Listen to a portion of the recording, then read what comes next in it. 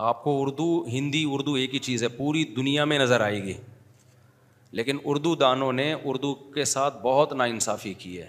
میں یورپ گیا ہوں، چھوٹی چھوٹی زبانیں ہیں، تھوڑے تھوڑے لوگ ہیں ملکوں کے، اپنی زبانوں میں تعلیم، اپنی زبانوں میں سب کچھ، لیکن ہماری اتنی بڑی زبان ہے، اردو ہندی ملا کے دیکھا جائے اتنی بڑی زبان ہے، اور پھیلی ہوئی بھی ہے، یعنی آبادی کے لحاظ سے بھی انڈیا پاکستان کی آپ آبادی دیکھ لو، چائنا سے زیادہ ہے دونوں ملکوں کی ملا کے، اور بنگلہ دیش میں بھی بہت زیادہ اردو سمجھی، بہت علاقوں میں سمجھی جاتی ہے اردو، کتنا بڑا اس کا حجم ہے، لیکن آپ دیکھو اس کے ساتھ کیسا سوتیلا پن ہے، کیسا بالکل ہی آہستہ آہستہ فنا کیا جا رہا ہے اس کو۔ تو یہ بہت غلام قوم غلامی ہوتی ہے، جو غلام ہوتی ہے نا وہ کبھی بھی غلامانہ سوچ سے باہر نہیں نکل سکتی۔ یورپ میں اتنی سی زبانیں، اتنی سے لوگ ہیں، لیکن ادھر کی زبان ادھر نہیں، ادھر کی ادھر نہیں، ان کے سائنٹسٹ بھی انہی زبانوں میں پیدا ہوتے ہیں۔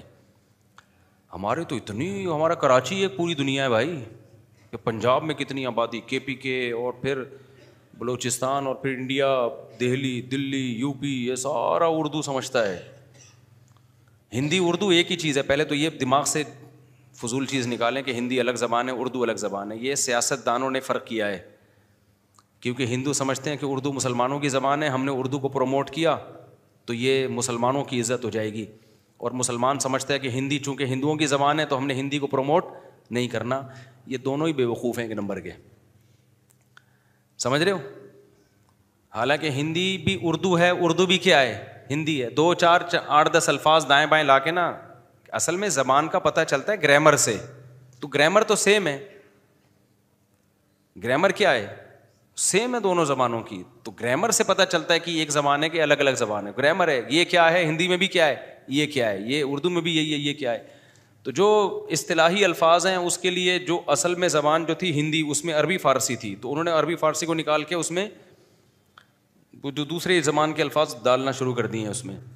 تو میں بہت افسوس ہوا ہے کہ ہندو ڈاکٹر ہیں، بہت اچھی ان کی میڈیکل ریسرچ بہت اچھی ٹو دا پوائنٹ ہوتی ہے، انہوں نے اپنی اسپیچ میں کہا کہ میں آپ کا خیر مقدم کرتا ہوں، پھر انہوں نے کہا میں نے اردو کا لفظ استعمال کیا، اصل میں بچپن میں خیر مقدم بھی سنا ہوا ہے، تو پھر وہ ہٹا کے نا ہندی کا لفظ، یعنی گویا معذرت کا لہجہ اختیار کیا کہ میرے منہ سے خیر مقدم نکل گیا۔ یار یہ کتنی بڑی زیادتی ہے یار، اتنا پیارا لفظ تمہاری زبان سے نکلا ہے، اس کو لگا کے پھر دوسرا لفظ لے کر آ رہے ہو جو زیادہ تر لوگ سمجھ ہی نہیں رہے ہیں۔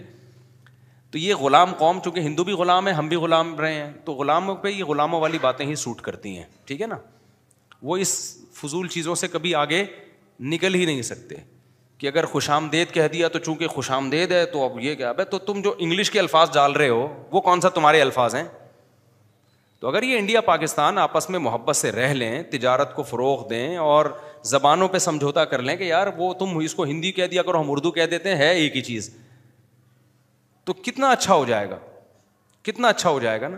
اور عجیب بات آپ کو بتاؤں، میں مسقط گیا، سعودیہ گیا، وہاں میں نے کچھ لوگوں کو دیکھا وہ اردو بول رہے ہیں، میں نے کہا آپ نے اردو کہاں سے سیکھی؟ کہہ رہے ہیں ہندی فلموں سے سیکھی ہے، انڈیا کی فلموں دیکھتے تھے تو اردو سیکھ گئی۔ میں نے کہا انڈیا کی فلمیں دیکھ کے تو آپ کو ہندی آنی چاہیے نا، اردو کیوں آ گئی؟ انہوں نے کہا جو زبان آپ بول رہے ہو وہی فلموں میں وہی آ رہی ہے، تو جو آپ ہندی بولو یا اردو بولو یہی سیکھا ہے جو آپ بول رہے ہو، اس کا مطلب ان کی فلموں میں بھی اردو ہی ہے۔ نہیں آئی بات؟ میرا خیال ہے جس کو وہ ہندی بولتے ہیں، اور ہماری فلموں میں ہندی ہے جس کو ہم کیا بولتے ہیں؟ اردو بولتے ہیں۔ تو ڈرامے بازی چھوڑ دینی چاہیے، یہ مسئلے مودی کے اور ہمارے سیاست دانوں کے ہیں، تو سیاست دانوں کی بھینٹ اپنے آپ کو مت چڑھاؤ، آپ کبھی انڈیا پاکستان کی دشمنی کی باتیں نہ کیا کرو، اس سے دونوں کا بیڑا غرق ہو رہا ہے۔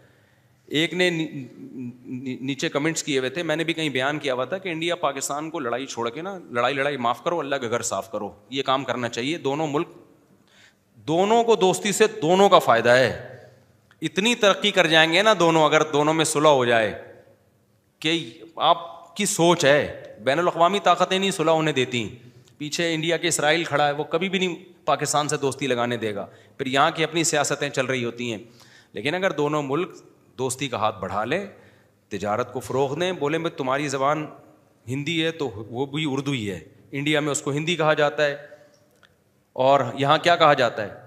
اردو کہا جاتا ہے، تو ایک ہی چیز ہے یار، سمجھوتا کر لو، تم اردو کہہ دو ہندی کہہ دو، لیکن دونوں مل کے زبان کو فروغ دیں گے تو ہماری بڑا فائدہ ہوگا ہمیں اس سے، تو اگر یہ سمجھوتا کر لیں کتنا اچھا ہو جائے گا نا۔ کہ نہیں ہے مودی صاحب کو ووٹ چاہیے تو جب تک مسلمانوں کے خلاف تقریریں نہیں ہوں گی مودی کو ووٹ نہیں ملے. تو کیونکہ پتہ ہے قوم بے وقوف ہے, لڑوانے والی باتوں پہ ووٹ دے گی, وہ محبت کی باتوں پہ قوم ووٹ دیتی نہیں ہے. حالانکہ نقصان ہندوؤں کا بھی ہو رہا ہے, تجارت نہ ہونے سے دونوں کا بیڑا غرق ہو رہا ہے. ڈیفینس پہ کتنا خرچ ہو رہا ہے دونوں ملکوں کا, ہر دوسرے دن نئے نئے میزائل بنا کے ایک دوسرے پہ دھمکیاں دے رہے ہوتے ہیں. تو دونوں کا بیڑا غرق ہو رہا ہے, اس میں اکانومی دونوں کی تباہ ہو رہی ہے. اب کہیں میں نے یہ بیان کیا, نیچے کسی نے کمنٹس کیے کسی ہندو نے کہ پھر تمہیں الگ ملک بنانے کی دو قومی نظریے کی ضرورت کیا تھی. وہی شرارت والی بات نا بھائی, دو قومی نظریے کا مطلب یہ تھا کہ ہم چونکہ مسلمان ہیں ہمیں ایک اسٹیٹ اسلامی چاہیے, تو جس کو اسلامک اسٹیٹ چاہیے وہ ادھر آ جائے, جس کو اسلامک اسٹیٹ نہیں چاہیے سیکولر اسٹیٹ چاہیے وہ وہاں رہے. تو یہ ہو نہیں سکتا کہ ایک اسلامک اسٹیٹ ہو ایک سیکولر اسٹیٹ ہو, دونوں ملکوں کے تعلقات اچھے ہو جائیں. کیا خیال ہے, یہاں اسلام نافذ ہو وہاں سیکولرزم ہو, تو اس میں کیا جا رہا ہے, اس کا آپس کی لڑائی سے کیا تعلق ہے. وہ الگ بات ہے کہ پاکستان ایک اسلامک اسٹیٹ بنا نہیں بنا, وہ ایک الگ بحث ہے. لیکن اسلامک اسٹیٹ اور سیکولر اسٹیٹ آپس میں بہت سارے, تجارت میں تو دونوں کے مشترکہ مفاد ہیں نا. ابے آپ کی دکان پہ کوئی ہندو آتا ہے چیز خریدنے کے لیے تو آپ تو بیچو گے یار اس کو, اور ہندو کی دکان پہ مسلمان آتا ہے وہ بیچے گا, بولے گا بھائی تجارت تو سب سے کرنی ہے.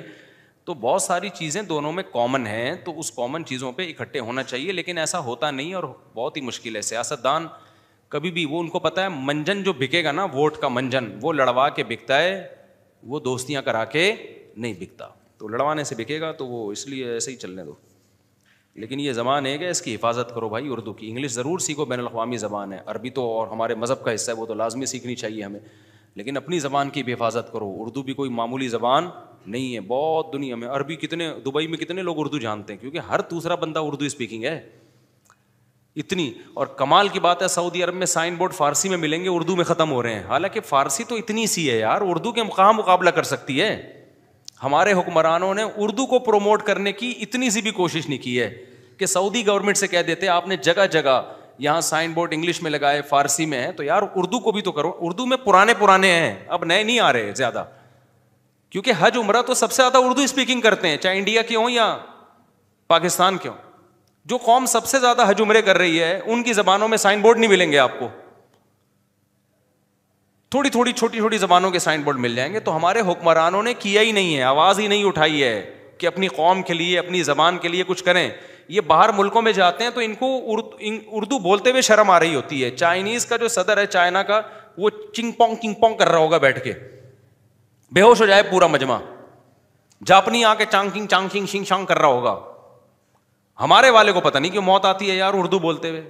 بھائی تو بھی اردو بول لے, ٹرانسلیشن کر دے گا, لیکن وہ پھر انگلش میں ٹوٹی پھوٹی بولے گا, لیکن بولے گا کیا. دیکھو حضرت مفتی تقی صاحب کو بہترین انگلش آتی ہے, بہترین انگلش. بیان کس میں کرتے ہیں, اردو میں. نارمل بات کس میں کرتے ہیں, اردو میں. ہمارے ایک دوست تھے, میں نے ان سے کہا یار میں نے گھر میں مرغی پکی, آ جاؤ. انہوں نے کہا یار مرغی نہیں, مجھ سے اب چکن بولا کرو. میں نے کہا جو نئی انگلش سیکھتا ہے نا وہ اسی طرح کر رہا ہوتا ہے, نئی انگلش آئی ہے تو وہ اسی طرح کی باتیں کر رہا ہوتا ہے. ہم نے کہا ہم تو دیسی لوگ ہیں بھائی, مرغی کھاتے ہیں, چکن آپ کھا لینا, ٹھیک ہے نا. حالانکہ مجھے بھی پتہ ہے چکن, تو اس میں کوئی حرج نہیں ہے, مرغی کو چکن کہہ دیا یا مرغی کہہ دی. لیکن اگر کوئی مرغی کسی کے منہ سے نکل گیا ہے تو اس کو کہنا ہے کہ چکن بولو مرغی نہ بولو, یہ غلامانہ سوچ کی کیا ہے. میں نہیں کہہ رہا جو چکن کہہ رہے ہیں غلط کہہ رہے ہیں. بعض لوگوں کی زبان پہ چکن آسان لگتا ہے, ان کو مرغی کھانا مشکل لگتا ہے, چکن کھانا آسان لگتا ہے, تو چکن بول دو. لیکن اگر کوئی مرغی بول رہا ہے تو یار اس کا یہ کہنا کہ یار یہ برا لفظ ہے. تو یہ میں نے کہا آپ کو نہیں سیکھتا ہے نا تو انسان پھر ایسا ہی کر رہا ہوتا ہے, ٹھیک ہے. تو غلامانہ سوچ ہے اتنی زیادہ ہے, تو یہ کیا قوم ترقی کرے گی جس سے اتنی بڑی زبان سے حفاظت نہیں ہو پا رہی, اس کی محبت نہیں ہو پا رہی, اس کی حفاظت کی فکر نہیں ہو پا رہی ہے. تو آدھی زندگی انگلش سیکھنے میں لگ جاتی ہیں, اس کے بعد پڑھے گا کیا وہ بیٹھ کے.